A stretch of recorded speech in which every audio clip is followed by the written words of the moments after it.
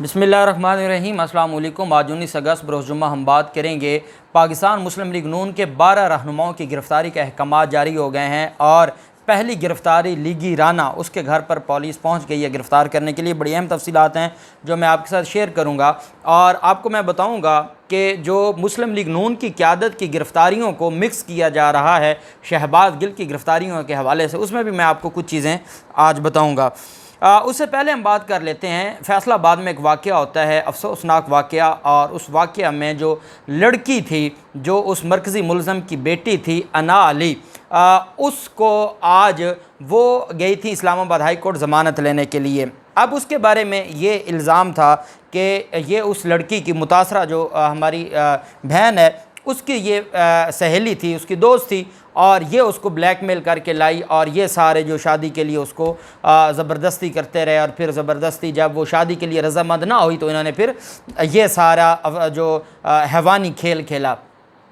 अब वो जो लड़की है अना अली, वो आज इस्लामाबाद हाई कोर्ट गई। अच्छा, एक बात मैं आपको उस मुतासरा लड़की खतीजा की भी बता दूं, क्योंकि कल से एक वीडियो वायरल हुई थी और उस वीडियो में यह दिखाया जा रहा था कि वो लड़की कह रही है कि हमारी सुलह हो रही है और हम इनके साथ केस मज़ीद नहीं लेके चलना चाहते। हम सारे लोग हम जानते हैं, मैं बतौर वकील जानता हूँ कि एक आम आदमी का काम ही नहीं है इन माफियाज़ के साथ अदालतों में केसेस लड़ना और इनके साथ करना, क्योंकि हमारी सोसाइटी है।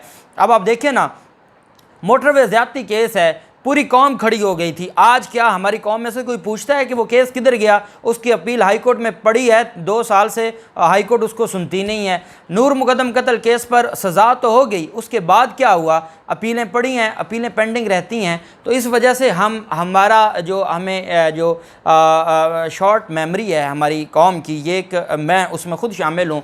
तो ये इस वजह से ये जो मज़लूम लोग हैं, अगर ये स्टैंड लेते हैं तो 2 माह बाद 3 माह बाद नया इशू आ जाता है, सारे लोग नया इशू की तरफ चले जाते हैं। और इन्होंने ये केस तो 6 साल चलना है और आम आदमी के बस में नहीं होता कि उन लोगों का। मेरी राय ये है कि आप अगर जारी रखें, आपके सामने एक मिसाल है, और वो सिंध में जो एक ख़ानदान को कत्ल किया गया था और उस ख़ानदान के कत्ल के हवाले से वहाँ पर एक लड़की हैं सिंध में जिन्होंने ये सारा मामला उठाया, और वो अकेली, उसने लॉ किया हुआ था, उसको ये एज था कि वो ख़ुद वकील बन गई। तो उसके बाद उन्होंने वहाँ पर अपना मुकदमा लड़ा और वो आज तक लड़ रही हैं।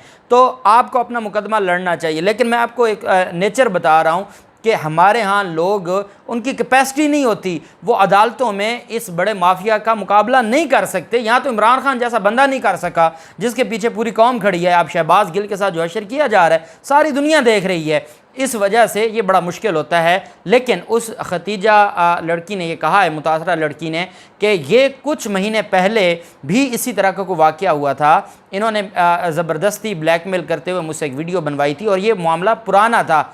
अब जो कुछ इन्होंने किया है हैवानी, उस पर उन्होंने कहा है कि हमारी कोई सुलह नहीं हो रही और हम इस मामले को लेकर जाएंगे आखिर तक और हम अपना केस लड़ेंगे। और उसने पूरी कौम के साथ, और हम तो पूरी कौम की तरफ से भी और अपनी तरफ से भी ये वादा करते हैं कि हम आपका जो मुकदमा है वो लड़ते रहेंगे, आपका केस, और आपकी आवाज़ आवाम तक पहुँचाते रहेंगे। और अगर कोई एक मज़लूम स्टैंड लेगा, जब तक इन ज़ालिमों के सामने स्टैंड नहीं लिया जाएगा ये जुल्म कभी ख़त्म नहीं होगा। हमें स्टैंड लेना होगा, कुर्बानियाँ देनी पड़ेंगी, स्टैंड लेना होगा। और हम आज स्टैंड लेंगे तो हमारी जो अगली आने वाली नस्लें हैं वो इज़्ज़त के साथ अपनी ज़िंदगी गुजार सकती हैं। अगर हम भी अपने पुरानों की तरह, जिन्होंने स्टैंड नहीं लिया, पिछली जो 2, 3, 4 सदियाँ गुजरी हैं, वो जो होता रहा उसको बर्दाश्त करते रहे, जो डेकेड्स गुजरे, पिछले 30-40 साल, तो वो क्या हुआ कि वो स्टैंड नहीं लेते थे और उसकी वजह से फिर जुल्म बढ़ते बढ़ते एक ज़रदारी ख़ानदान हमारे सर पर बैठ गया, एक शरीफ ख़ानदान हमारे सर पर बैठ गया, और दूसरी तरफ हमारे जो इदारे हैं, अदालतें, वो अपनी जगह एक पूरा इदारा बन के बैठ गए। जो हमारी इस्टेब्लिशमेंट है, हमारी ब्यूरोक्रेसी है, हमारे जो सरकारी इदारे हैं, वो अपनी जगह पर एक ताकत बन के बैठ गए और आवाम पिस गई। और यही एक बहुत बड़ा अफसोस हुआ और अब हमें इसके ऊपर स्टैंड लेना होगा। बहरहाल इस लड़की ने, अना अली ने, एक दरख्वास्त दायर की थी और ये फैसलाबाद में शादी से इनकार पर अपनी ही दोस्त पर तशद्दुद करने वाली मुलज़मा है।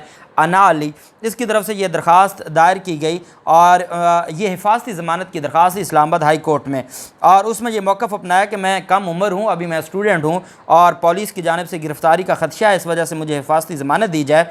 और उनकी तरफ से कहा गया कि वो जय वक़ूअ पर मौजूद नहीं थी, मगर मुकदमे में उनको नामज़द किया गया है। अना अली ने कहा कि बैरूनी प्रेशर पर पुलिस मुझे गिरफ़्तार करना चाहती है। तस्लीम शुदा असूल है कि जुर्म साबित होने तक कोई भी मासूम ही तसव्वुर होगा, मुझे हिफाजती ज़मानत दी जाए। जिस पर अदालत में समाअत हुई तो अदालत ने इस्तफ़सार किया कि पिटिशनर, ये जो लड़की है अना अली, FIR दर्ज होने से पहले इस्लामाबाद आई या बाद में, ये बताएं कि सिर्फ ज़मानत के इस्लामाबाद आए या फिर इस्लामाबाद आप पहले से थी। मुलज़मा के वकील ने कहा कि स्टडी यहाँ इस्लामाबाद में कर रही है, ताम बच्ची जिस स्कूल में पढ़ती है वो फैसलाबाद में है, अभी A लेवल का रिज़ल्ट आया है। अदालत ने फैसलाबाद वाक़या की मुलज़मा को पीर तक ये सबूत पेश करने की मोहलत दी है, हिफाजती ज़मानत मंजूर नहीं की। अदालत ने कहा है आप पीर तक ये सबूत अदालत के सामने रखें कि आप इस वाक़या से पहले ही अपनी नानी के घर आई हुई थी, क्योंकि अगर तो आप इस वाक़या के बाद आई हैं तो इसका मतलब ये हुआ कि आप वहाँ अदालतों के साथ फ्रॉड करते हुए आप यहाँ भाग कर आई हैं और वहाँ आपने वकूआ किया और यहाँ आके छुप गई हैं और अब यहाँ से आप हिफाजती ज़मानत लेना चाहती हैं। जबकि वो लड़की कहती है कि मैं अपनी नानी के यहाँ इस्लामाबाद में मौजूद थी वकूए के वक्त और मेरा नाम इस्तेमाल किया गया, जबकि वहाँ कोई और लड़की थी। लेकिन अब ये जो सारी चीज़ें हैं ये सोमवार को अदालत के सामने पेश करेगी तो तब भी माफ़ी मिलेगी, नहीं तो अदालत हिफाजती ज़मानत देने को तैयार नहीं है। एक बात और मैं आपको बताता चलूँ कि जब राना सनाउल्लाह को, नवाज़ शरीफ को, मरीम नवाज़ को, शहबाज शरीफ, हमज़ा शहबाज, ख्वाजा साद रफ़ीक और इन सारे लोगों को अदालतों में पेश किया जाता था, आज कहते हैं कि हम भी तो गिरफ़्तार हुए थे, मरीम नवाज़ भी तो फ़लाँ चक्की में रहीं, फ़लाँ। मैं ऐनी गवाह हूँ, अदालतों में, लाहौर की अदालतों में उनको पेश किया जाता था। राना सनाउल्लाह बाकी तो करप्शन के चले, वाइट कॉलर क्राइम था, राना सनाउल्लाह तो मंशियात का मुलज़िम था, कभी राना सनाउल्लाह को हथकड़ी नहीं लगी थी। वो VIP बुलेट प्रूफ गाड़ियों पर आते थे, पुलिस उनको प्रोटोकॉल देती थी, उन्होंने ऐसे कपड़े पहने होते थे कि वो लगता था कि वो जेल से नहीं, वो घर से तैयार होके आए हैं, उनके चेहरे पे कोई ऐसी चीज़ ही नहीं होती थी। वो क्या अदालत को बताते कि हमें चक्की में रखा गया, वो चक्की वाली उनकी हालत ही नहीं होती थी। उन्होंने परफ्यूम उन्होंने लगाए होते थे, उन्होंने नए कपड़े उन्होंने पहने होते थे, शूज़ उन्होंने अच्छे से अच्छे ब्रांड के पहने होते थे। मरीम नवाज़ ने तो जब गिरफ़्तार होना था तो दुबई स्पेशल इस वजह से शॉपिंग की करोड़ों रुपए की कि जेल में उसको सारी आसाइशें थी। तो आज कहें शहबाज गिल की आपने हालत देखी है, क्या किसी एक के साथ ऐसा हुआ है? आसिफ जरदारी हैं, आपका मीर शकील रहमान है, वो दूसरे दिन ही गिरफ्तारी के दूसरे दिन सर्विसेज हॉस्पिटल में आया और इसी इमरान खान की हुकूमत ने उसको प्रोटोकॉल दे के रखा सर्विसेज हॉस्पिटल में, और वो वहाँ पर उसको कमरा दिया गया और वो 2-3 माह जो उसकी कैद थी वो सर्विसेज हॉस्पिटल में रहा। ख्वाजा आसिफ से पूछें, ख्वाजा आसिफ जिना हॉस्पिटल में रहा। तो ये सारी चीज़ें आप कहाँ कौम को बेवकूफ़ बनाते हैं, क्यों दो चीज़ों को आप मिक्स करते हैं? बहरहाल जो मामला है शहबाज शरीफ, हमज़ा शहबाज का जब 16 अप्रैल का इलेक्शन था और वहाँ पर दंगा फसाद किया गया था और इन्होंने वहाँ पर बदमाशी की, गुंडागर्दी की, तो एक तो मुकदमा दर्ज हुआ डिप्टी स्पीकर जो साबिक थे दोस्त मज़ारी की मुद्दत में PTI के MPS के ख़िलाफ़ जिन्होंने ज़मानतें करवा लीं। दूसरी दरख्वास्त थी परवेज़ इलाही की, जो मुकदमा अंदराज मुकदमा की दरख्वास्त थी, जब उस पर तशद्दुद किया गया था और बाकियों लोगों को निकाल दिया गया, पुलिस आई और पुलिस के ज़रिए तशद्दुद किया गया। उस मुकदमे में इन सारे लोगों ने अभी तक ज़मानतें नहीं करवाई थी। फिर ये कहते हैं कि अगर पाकिस्तान तहरीक इंसाफ के और काफली के MPS जाके ज़मानतें करवा सकते हैं, आप क्यों नहीं करवाते थे? आपने ज़मानतें नहीं करवाई, आपके खिलाफ मुकदमा था। आज पुलिस गई है कैंट कचहरी में, वहाँ जाके एक दरख्वास्त दी है कि ये फ़लाँ मुकदमे के मुलज़िम हैं, हम चाहते हैं कि इनके वारंट गिरफ़्तारी जारी किए जाएँ ताकि हम मुलज़मान को गिरफ़्तार कर सकें। अदालत ने मुलज़मान के 12 मुलज़मान, इनमें अता तारड़ है, राना मशहूद है, अवैस लगारी है, सैफुल मुल्क खोखर और ये बाकी मुस्लिम लीग नून के ये टोटल 12 रहनुमा हैं जिनके वारंट गिरफ़्तारी अदालत ने जारी किए हैं। और उन्होंने कहा है कि मुलज़मान के ख़िलाफ़ मुकदमात दर्ज हैं, मुलज़मान दानिस्ता तौर पर पेश नहीं हो रहे, मुलज़मान को गिरफ़्तार करके तफ्तीश मुकम्मल करनी है, लिहाजा इनकी गिरफ़्तारी की इजाज़त दी जाए। Through proper channel Punjab police काम कर रही है और वो गैर कानूनी काम नहीं करेगी। पहले अदालत में गई है, वारंट गिरफ़्तारी हासिल किए हैं, अदालत ने, जो रेलिवेंट कोर्ट है, जो इलाका मजिस्ट्रेट है, उसने इनके वारंट गिरफ्तारी जारी किए हैं। और वारंट गिरफ्तारी जारी करने के बाद पंजाब असम्बली हंगामा राई केस में पहली गिरफ्तारी के लिए राना मशहूद के घर पहुंच गई है पुलिस और वहां पर छापामार कार्रवाई की है। और राना मशहूद ने मीडिया को बयान दिया है, वो छुपे हुए हैं। उन्होंने कहा जी कि बड़ी ज़्यादती हो गई है, मेरे घर में दाखिल हो गए हैं और मेरे साथ बड़ी ज़्यादती हो रही है। पहले इन्होंने अता तारड़ के घर पर धावा बोला, फिर मेरे घर पर आ गए हैं। ये सिर्फ शहबाज गिल का बदला लेना चाहते हैं। भाई आपके ख़िलाफ़ मुकदमा 16 अप्रैल के वकूए का है, आपके ख़िलाफ़ मुकदमा FIR पहले दर्ज हुई है और उस FIR के लिए परवेज़ इलाही सेशन अदालत तक गए अंदराज मुकदमा के लिए।